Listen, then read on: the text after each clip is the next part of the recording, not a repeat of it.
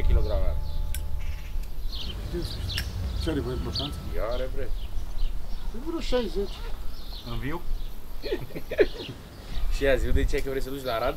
Da. Câți kilometri e până acolo? 550, 600 de kg.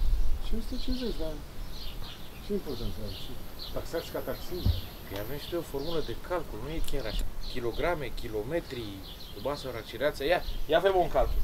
60 de kilograme, 550 de kilometri, bagă și reducerea de 10%. Mama, ai? Da. O duci tu la noi dacă s-a făcut reducere, te-am de client acum. Ia zi.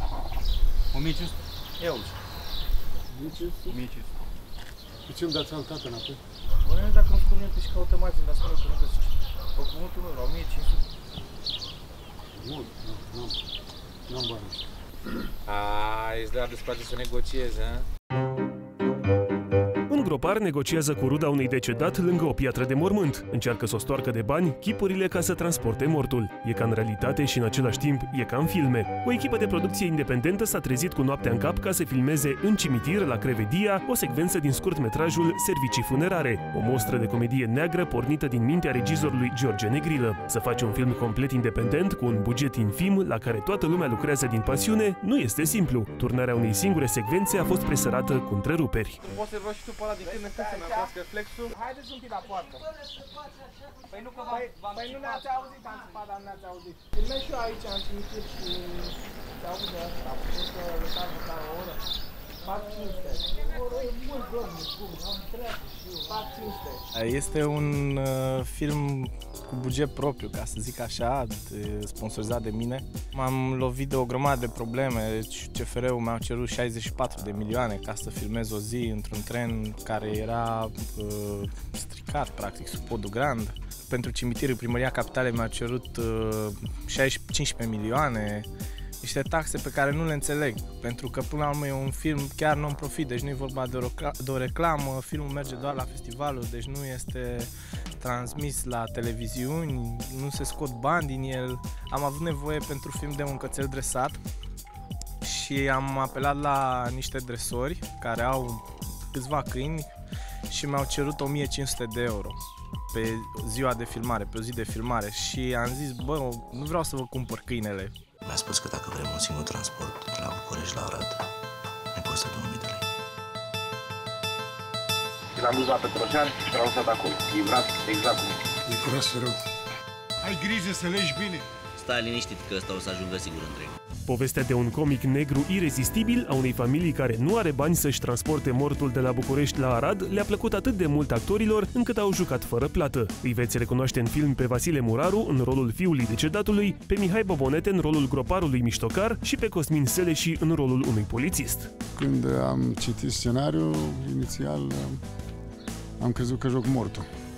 E unul interesant și interesantă colaborarea cu tânăra generație și ajutorul pe care vreau să-l dau, că nu sunt la prima abatere de genul ăsta. Eu cine sunt aici?